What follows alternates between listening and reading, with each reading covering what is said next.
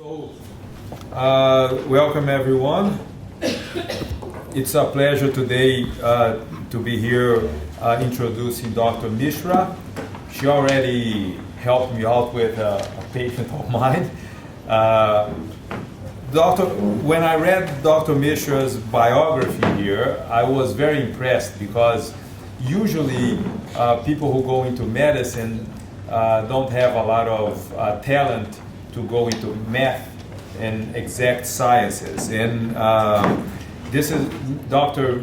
Mishra is a rare kind of doctor that is a special infectious disease physician and a mathematical modeler.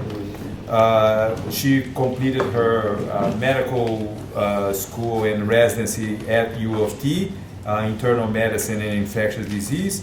And she also obtained a master's degree and a PhD, correct, in mathematical modeling at the Imperial College of London. So she has done significant work in the World Health Organization with the Ebola crisis in Sierra Leone, and she's going to talk to us today about model thinking and math codes and controlling epidemics. So it's a very interesting topic. I have very little knowledge of this, so I'm going to learn a lot today. And questions at the end, correct? Okay, and thank you very much for coming. Thank you, and thanks for coming to this talk we're going to have. So yeah, I'm hoping for questions at the end, but I'm hoping that I can ask you some questions as we go along during today's talk. So so I'm an infectious disease physician, which means that I look after patients who have different infectious diseases. Here in Canada, mostly things like skin and soft tissue infections, lung infections, and then when I work overseas, I largely work on HIV, other sexually transmitted infections and outbreaks like Ebola and others.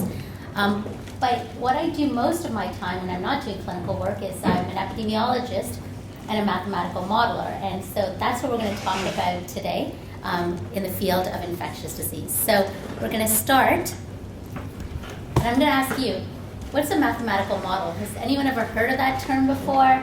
What do you think it might be based on just the words that you see on the screen?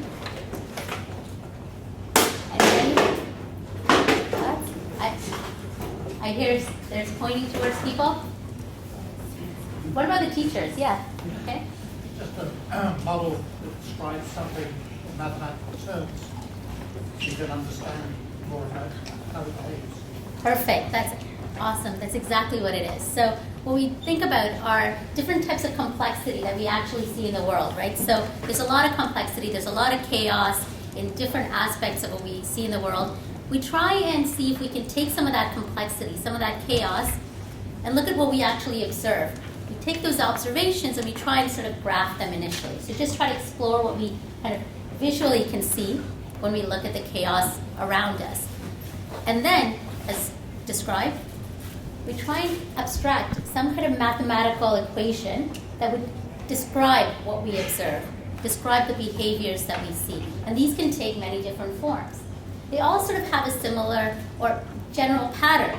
They have this y variable, something in terms of outcomes. That's what we're observing. That's what we want to try and predict with our equations. And they have something, what I've described in red over there, some kind of independent variable, something that you think matters when it comes to the outcome that you're trying to look at. But what I'm going to actually tell you is that I think you're doing this every single day, just in reverse. So what do I mean by that? We pretty much model every single day. So how many of you get up in the morning and think about the type of public or other transport that you might take to get to school or work? So pretty much every day I make a decision about whether I'm going to take the streetcar, walk, or ride my bike. And these decisions that I make, there's some options that I have. And these options are going to give me something which I would consider a good or a bad outcome, or a less good or a less bad outcome. And in my case, it's really about time. How long is it going to take me to get to where I need to go? But I make these choices, and you make these choices based on something that you know beforehand. So you're not just kind of making them out of the blue. You're thinking about your previous knowledge, you're thinking about your previous experience, you're maybe thinking about what's happening today. Is it raining? Is it not? Is there something in the news about a traffic jam? Is there something not? And then what you're actually doing is you're trying to predict what might happen. And you're optimizing on the good outcome as best as you can.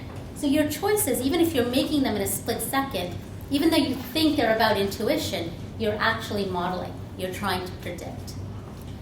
And those are about choices. But there's another kind of modeling that we do every day. So how many people at some point in the day, or especially in the morning, say, yes, I think this is going to be a bad day, or I think this is going to be a good day? Yeah?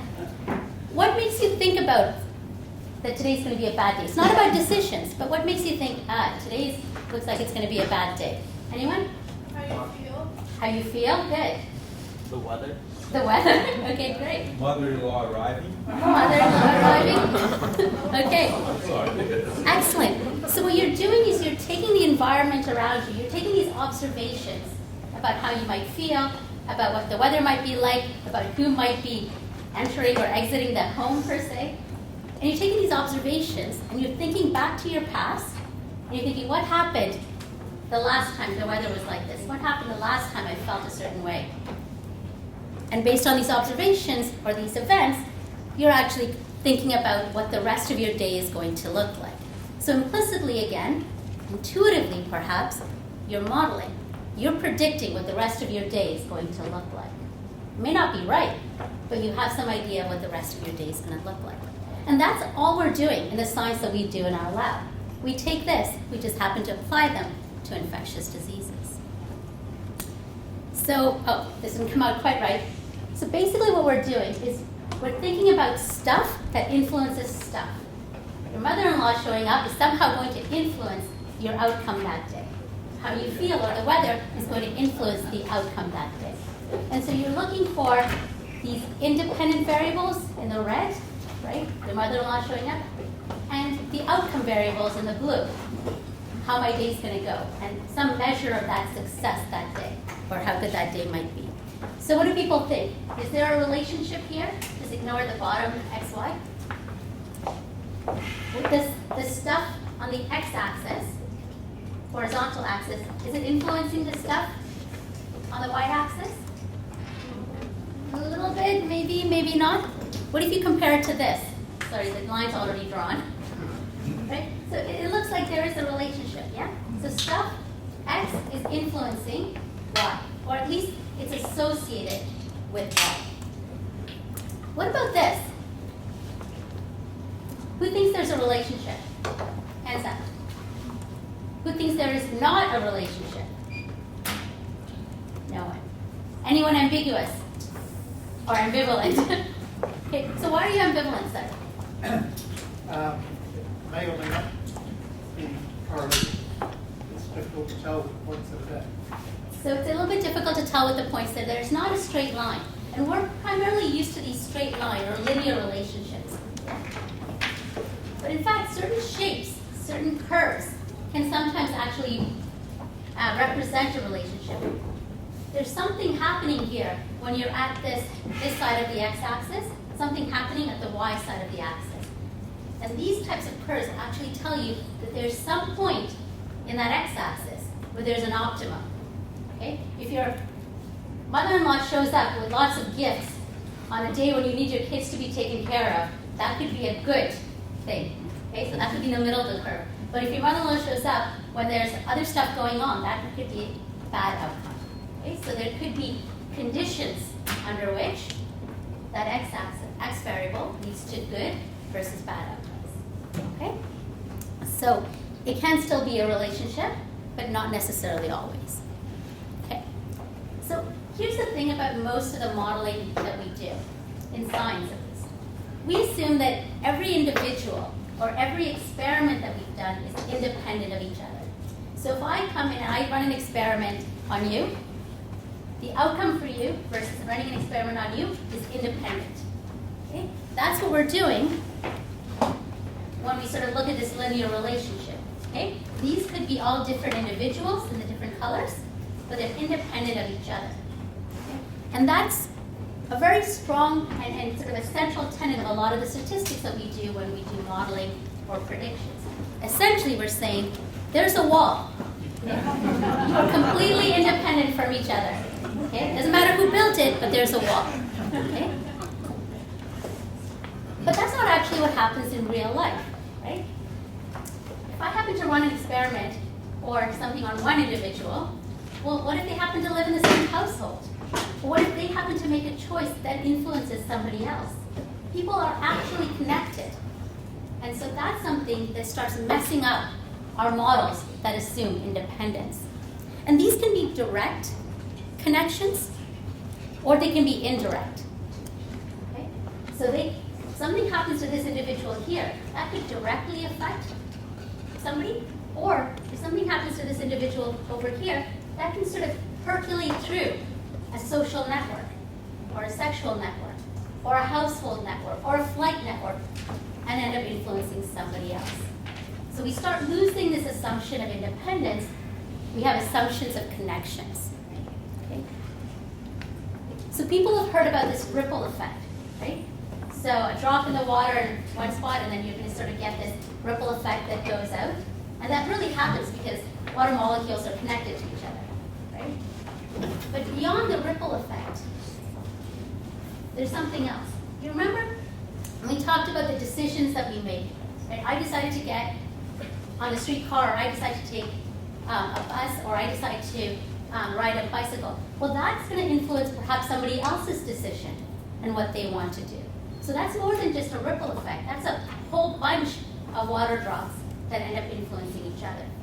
And so when you have a network of people, and each of their own decisions influences someone else, you start getting more than just a ripple effect. You get this idea that micro-behavior, one individual's choice or actions or feelings or events, will somehow influence somebody else. This is action, feelings, or events. Okay? And then what you see at a population level from individuals can be actually very different. And I'm going to talk about what I think is probably the best example of this, and what actually, to a large extent, inspired me to get into mathematical modeling of infectious disease, because it has nothing to do with infections at all. In 1971, kind of the late 60s actually, Tom Schelling, an economist in the US, wanted to look at segregation.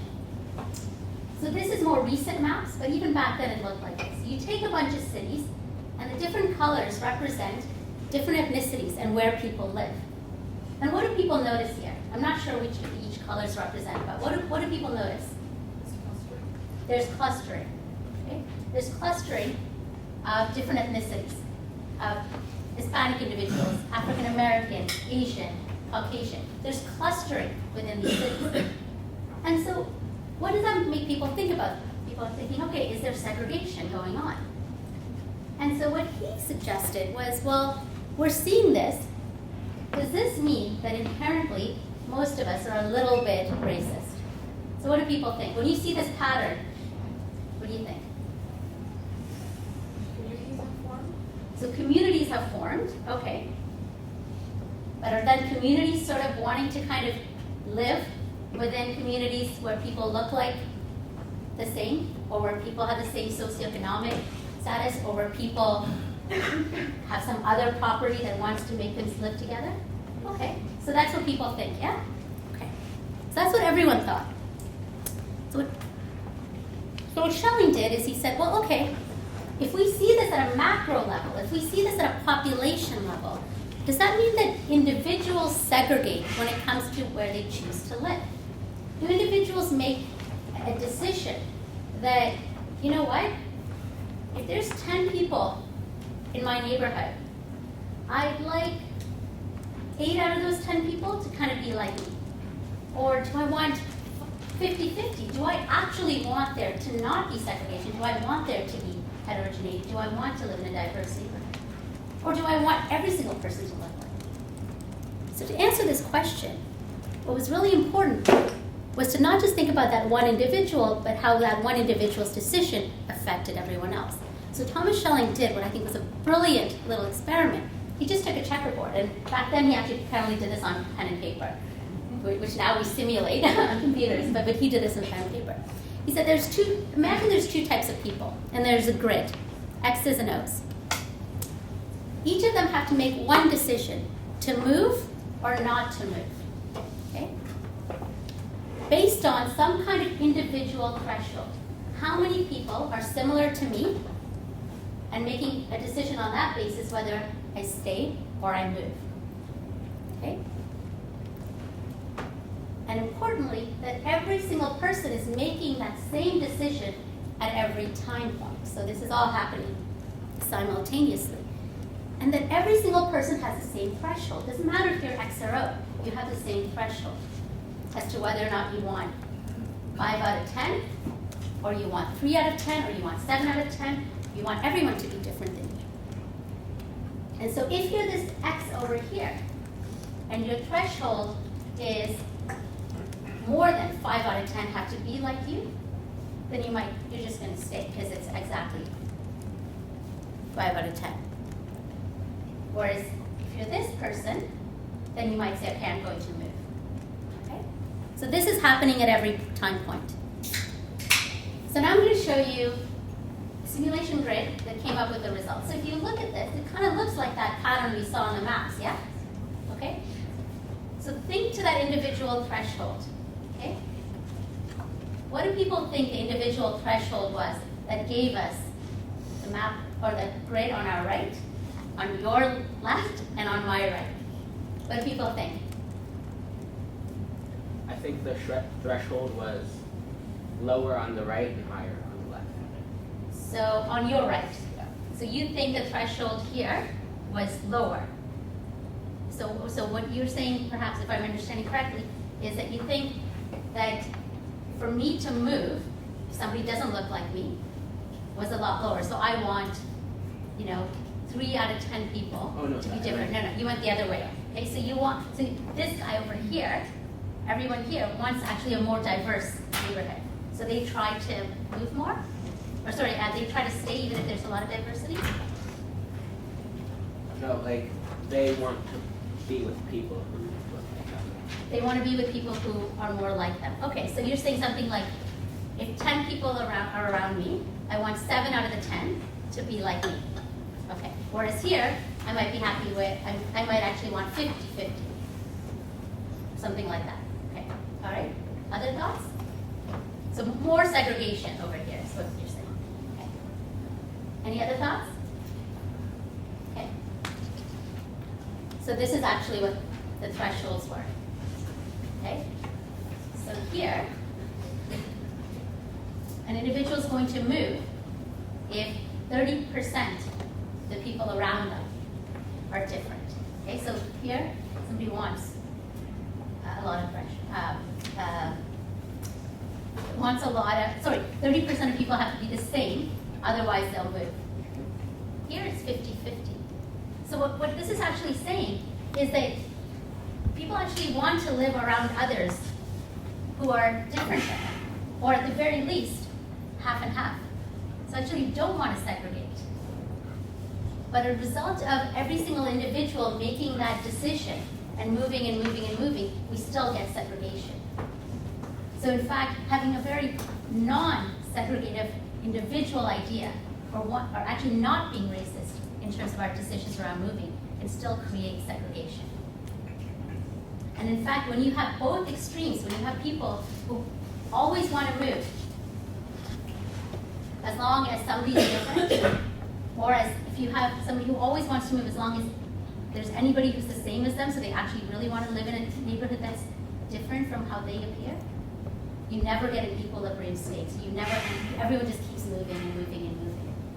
So what Schelling really showed us with this is that even if you think a city might have these properties at a population level that cause clustering, that individuals may actually want the opposite.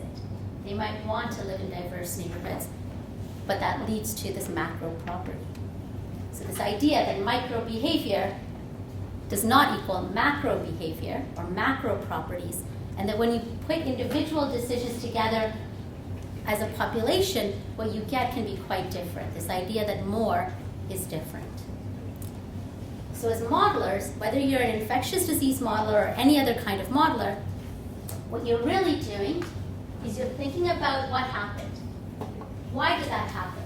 You're doing this every day in your decision making. Then you're thinking about what is happening now, and then you're trying to predict what's going to happen at some future point in time. And you kind of learn from that, and you go back and changing your ideas and your thoughts for the next day or the next year.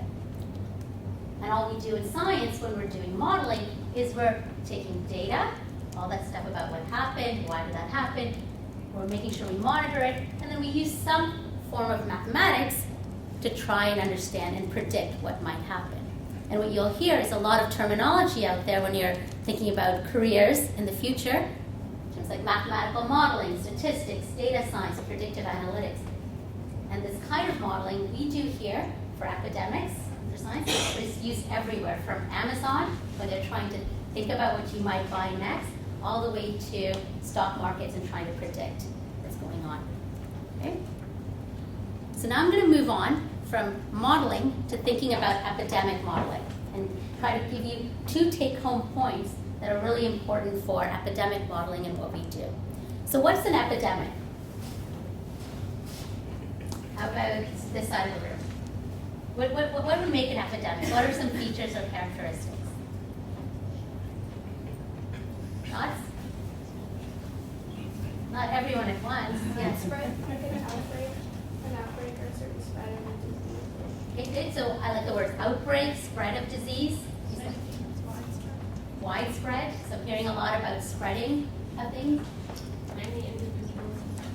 Good. So many. I'm hearing so large, a lot. Many. Good. Something contagious. So something contagious. Good. Especially if it's infectious disease. Good. So when we think about epidemics, so we apply it largely to things that spread, that are contagious, okay? But the terminology has been applied to other things, even though if we're being pedantic, that's not always correct to apply it to things that are not contagious. But we're really thinking about an increase in something that we observe, okay? So it has to be noticeable, this increase, so that means we have to be measuring it. And we have to really think about a localized area, otherwise we're talking about the whole world. But usually we think about a localized area. Is there an epidemic of this in this particular geography? And above expectation. And this is kind of controversial because something can be epidemic because it's always like this for the last several years. So, we said malaria is now endemic, right? Like, because it's sort of at a high level in many parts of the world. But then if it's higher than what was expected, then we say that there's now a localized epidemic of something that was sort of long-standing in that area. So that's what we think about when we think about epidemics. What patterns do epidemics have? So let's take a look at seasonal influenza over different time periods, hand, foot, and mouth disease in the UK, SARS. What's the kind of a pattern that you notice when you look at what we call epidemics? So there's some growth, yeah, and? It just like it's a really high point and then it goes down. Excellent, excellent. The dynamics of epidemics have this pattern of a rise and fall. Why? What intuitively tells you why there might be a rise and fall? And then we'll get to the maths behind it. Yes. Maybe because more people are like seeing what's happening and they're trying to like say fight a disease off or like fight a cure or find a cure or something, and then to like to neutralize the situation. Great. So strategies that try to prevent the spread or to try and deal with the outbreak. So interventions might cause it to go down. Good. Other thoughts? Deaths. Very good. Good. Other thoughts? Okay. Yeah. Not actually as harsh as death, but it can just run itself through the population. There's no mass discrimination. Ah, nice. Okay. So we can see this pattern even if we have no interventions and even in the absence of deaths. And this is where the maths comes in that nicely explains that intuition. Okay. So before we get there, why do we model epidemics? We want to do, as we do on a slightly different basis every day, we want to predict the future progress of any given epidemic. We want to understand what controls might work. And we want to understand what is important Okay, and we're going to come back to that. What's important in the epidemic in order to give it the pattern that we observed? How do we model epidemics? And we're going to walk through this right now. We identify the key biological processes. We'll come back to this. We abstract them into as simple a mathematical model as we can. And we're going to talk about the simplest now. And then we investigate the effects of changing parameters. This is the whole idea of understanding what's important. And as I keep saying, we're going to come back to what a parameter is. So the biology of the infection, that's what we start with. Let's take the timeline of an infection. We take infectivity. At some point, if an individual becomes infected or inoculated, they can then go through what we call an incubation or latent period for an infection, and then an infectious period. Who's heard of these terms before? I've heard of these terms before. So you become infected with something, and there might be a period of time where it's actually you're not infectious. So for example, with SARS, there was a day or two where you weren't necessarily infectious before you became infectious to somebody else. The same is true for flu. Okay? And then as clinicians, we think about, okay, what does that mean in terms of symptoms? So usually, so obviously when you're not infected, before the arrow, you have no symptoms. And then during that incubation period, you may not have any symptoms. And then when we have symptoms when we're sort of in that infectious period. So let's just take the basic biology and the natural history of that particular infectious disease. What we do next is we take that and we abstract it into a model. And so where we talked before about symptoms and not having symptoms, now what we're interested in is whether you're infected and whether you're infected and infectious. And when you're not infected, are you susceptible to becoming infected? So you're not vaccinated, you have no immunity, you're susceptible. And that's the language we use when we abstract this into a model and essentially think of compartments. We think of flow in and out of compartments. Susceptible, not infected, but you can become infected, and some kind of transition that gets you into the infected and infectious compartment or stage. Does this seem okay to people? So this idea that you're in this one stage, then you transition into another state. So we've taken quite a complex idea of an infectious disease and just built two compartments. And this idea, this SI model we call it, susceptible, infectious. We're going to have a couple of assumptions that underlie what we do next. We're going to say that there's a fixed population. This room is closed, no one can exit or enter, that's it. Okay? So the total population is therefore always made up of the number of infectious and the number that are susceptible, equals N. And all members of this particular population are in contact with each other. So we're just going to assume that for now. So the key to what we do is we try to figure out how we're going to get this rate of infection. How are we going to go from susceptible to infected? So how do people usually do rate of change in your math classes or in your physics classes or chemistry? Rate of change? I forgot to ask what grade everyone is in. I apologize. Yeah? Excellent. So something changes over a rate of change of time. And in this case, what we're thinking about is the rate at which a susceptible person gets infected. Okay? And I meant to ask you this. What does it depend on? Pretend I don't have the answers up there. What does the rate of change from susceptible to infected depend on? So how many people are actually infectious?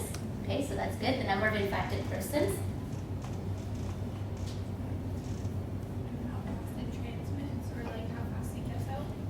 And how, in terms of the biology of that particular infectious disease, how likely is it that if a susceptible person comes into contact with an infectious person, will the bacteria or virus or parasite or whatnot actually transmit? The transmission rate. And we're going to call that beta for now. Okay?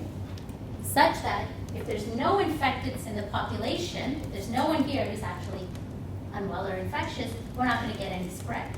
Okay? But before I show you the next bit, what about the transmission rate? What if it was one individual? What if I was in this room and I had a cough and I had flu or a respiratory virus? My transmission rate for me, for that particular pathogen or that particular virus, was that if I came into contact with an individual, that there is a 0.2, 1 in 5 chance that a susceptible person would become infectious. Okay? So what does that mean? That means if it's 1 in 5, okay, I'm going to be able to transmit to somebody else if I have the flu. And on average, I come into contact with one person every day. How long will it take before the first person that I might infect becomes infected? Any thoughts? 5 days. Very good. Okay? So, on average, if the transmission probability is a certain probability, so 0.2, 0.25, it takes about 1 over that in order for the first person, or one average person, to become infected from that infectious individual. With me for this? Okay. Okay. So now someone told us that when we try to look at the rate of change, okay, we can look at what's happening over some change in time. So how many people have started doing calculus yet in class? Uh-oh. Okay. All right. Okay. Don't worry about the details of the calculus here. Okay. Imagine the D is just a delta sign. Okay. It's just a triangle that says a change. So the change in the number of susceptibles over a change in time is the change in the number of S over time. Does that seem okay? Same with here. The change in a number of infected over a certain unit of time is a change in number of I over time. Okay? Where I, S, and then the total of that are our state variables. That's the number of people in each of those compartments. Okay? So then all we do is we think about what is going to cause that change in the number of I over time. So every day, how is I going to change in that compartment? Well, transmission rate. So a certain transmission rate, people are going to enter into I at a rate at which they get infected, right? We call that our transmission rate. And that's going to depend on the number of people they come into contact with who are infectious. So that's, of every 10 people that I come into contact with, 2 might be infectious. And so that would increase my chance of transitioning from S to I. And we haven't done calculus yet, I apologize, so not to worry too much about this. But in order to bring people into the I compartment, that infection rate has to be multiplied by the number of people that were in the susceptible class to begin with. So if you have 100 people in the susceptible class, when you're transitioning them into I, this is the rate at which you're going to do it, and you need to multiply that by the number of people you started with in the first place. And if you're going to do that to susceptibles going into infected, that means you need to keep track of the opposite of that is happening in the susceptible compartment, right? So it's positive for the I and negative for the susceptible compartment. Okay? Does this seem okay to people, even though I know we haven't done calculus yet? So the rate of change? Okay. Good. We talked about the state variables. We talked about this idea of parameters, what is important in a model. And when we see things like the beta or anything that actually tells you how fast or slow you're going to transition from compartments, that's what we mean when we say parameters. Okay? We're really interested in thinking about an epidemic and thinking how transmissible is something. That's an important property, an important characteristic that's going to tell us about the epidemic. So then what we do is we solve these equations and plot them, okay? We can do that analytically. So when you do calculus, you will, then we're going to skip over this. I apologize. You're going to integrate, if you can, if it's analytical. But most of the time we use computer simulations for this, so don't worry about that. And what you get is what the actual number, this is in the case the fraction of infectious people there are in the population. So you're actually just going to count how many are in S, how many are in I over time. So what do you notice about our model where we had susceptible becomes infected and just stays there? What do you notice? It has no fall, just kind of plateaus. Yeah, so everyone gets infected and just stays there. So there's no fall. Why is there no fall? Because you have to make it that rate. Okay, so you don't have any way to exit the infectious category. Good. Very good. But you don't even need death. Let's look back at our biology. So we had susceptible, infected. Well, what if we recover and become immune? And we're no longer susceptible to becoming infected. Okay, so we think about the biology. Okay, we go back and work with our virologists or work with bacteriologists, work with clinicians, and we try to understand, do we need to add a third compartment to our model where we have something called a recovered R, where you're no longer susceptible, but you're not infected and you're not infectious anymore. And the rate at which that occurs, the rate at which somebody recovers, is really just the 1 over the time that somebody's actually infectious for. Okay. So now that we've added that to our model, what do? The same as we did before. We're going to just skip over this, okay? But the main idea is where we just had our transition was from S to I. Now we have a transition that goes gamma I into our recovered compartment, okay? And then we need to keep track of our third compartment as well. Okay. And this is the curves we get. In the blue is the rise and fall of our number of infected individuals. In the green are the number of susceptible individuals. That everyone was susceptible at the beginning, right? Except for the one infectious individual we might have introduced to the population, and then it falls. And then recovered in red are all the people who were infected but then recovered. So here's the really interesting thing that the early model showed us right from the start. Okay. Take a look at the number of susceptible. At the end of the outbreak, the end of the epidemic, there's a bunch of people, right, who still are susceptible, even though what's happened to the blue? The outbreak is completely over. Outbreak is over. But there's a whole group of people who never became infected. And that's different, right? That's different from the first model we had, SI, where everyone became infected. Okay. So tell me, why is this? How come there's a whole group of people, 10%, 20%, X% of this population, that never became infected, that is still susceptible, that is not immune? Let's start, yeah? Oh no, any?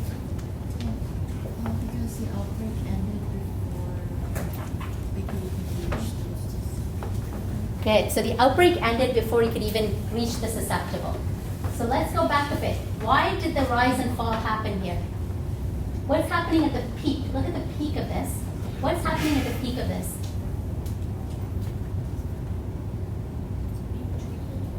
So imagine there's no treatment. You're just recovering naturally. So there's no treatment, no control strategies.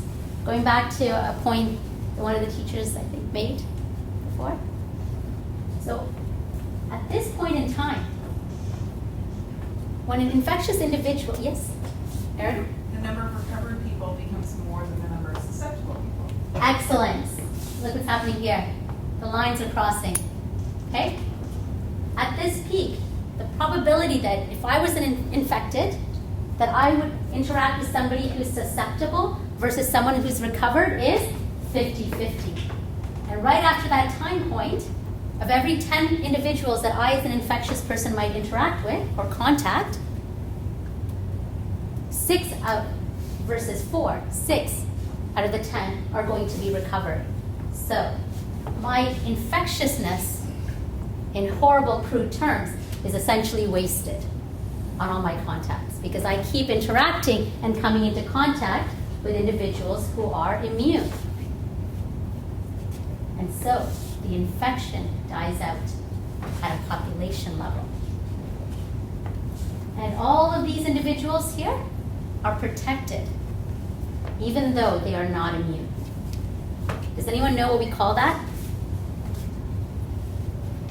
Is it herd immunity? Herd immunity, perfect. And that's a central tenet of infectious disease epidemiology, infectious disease modeling. And everything that we try to do, strategy-wise, is not just to try and get the epidemic down, but to increase herd immunity. What's the most important way that we try to increase herd immunity? Vaccinations. Vaccinations. Okay? Because with vaccinating, what do we do to this green line? Sorry, what do we do to the red? We shift it over. Exactly. You get this red, you get this recovered group, even though they never actually had the infection to begin with. Okay, so you shift this red line all the way over here, and so the red line crosses the green much earlier. Okay, and you end up with a lot more herd immunity just by having a group of protected or immune individuals at the start of your epidemic. So, this simple modeling was done back in early 60s, mid 60s, and it sort of really spoke to our intuition. Okay? And really, to this day, continues to help us, just modifications of these simple models help us to understand the pattern of rise and fall that we see in epidemics and outbreaks. With the two key points being, disease burns itself out, and now we know why it burns itself out, and that that when we have a system where people can recover and become immune or protected through vaccination, not all infectious individuals will become infected. Herd immunity. Okay.